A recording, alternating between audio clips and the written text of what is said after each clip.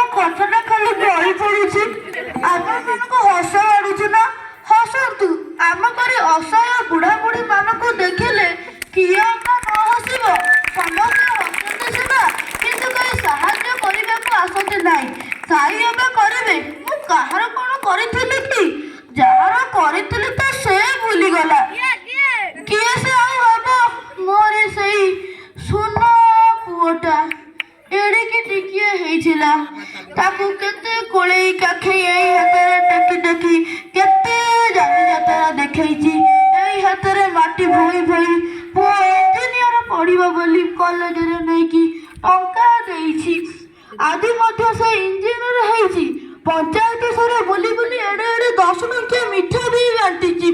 ଏଇ ହାତରେ ମାଟି ବୋହିଥିଲି ବୋଲି ସେ ଆଜି ଇଞ୍ଜିନିୟର ହେଲା। ହାତରେ ବୋହୂଟିଏ ବି ଘରକୁ ଆଣିଲି, କିନ୍ତୁ ସେଇ ଘରୁ ଆଜି ମତେ ବିଦାୟ ନେବାକୁ ପଡୁଛି। ବୋହୂକୁ କହିଲି, ମୋ ଭତ୍ତା ତକ ସବୁ ପଇସା ସବୁ ତୁ ନେଇଯା, କିନ୍ତୁ ଏ ଘରେ ଟିକେ ମତେ 2 ଓଳି 2 ଗୁଣ୍ଡା ଖାଇବାକୁ ଦେ। କିନ୍ତୁ ପୁଅ ମୁହଁରୁ ମୁଁ ଯେଉଁ କଥା ପଦକ ଶୁଣିଲି ସେଥିରେ ମୋର ପେଟ ପୁରିଗଲା।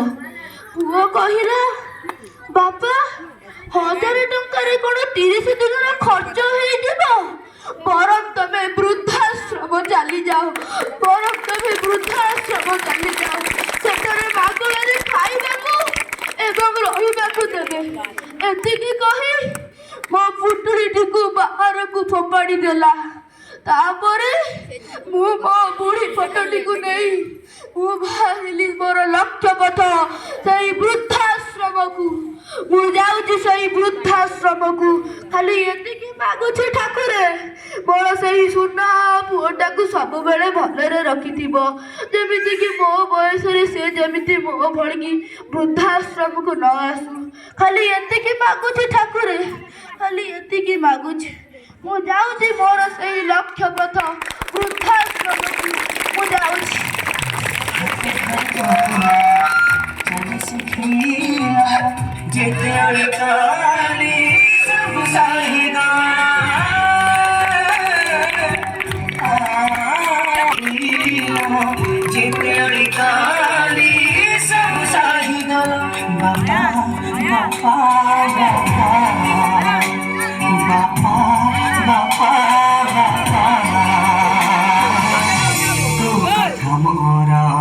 तुमको अच्छा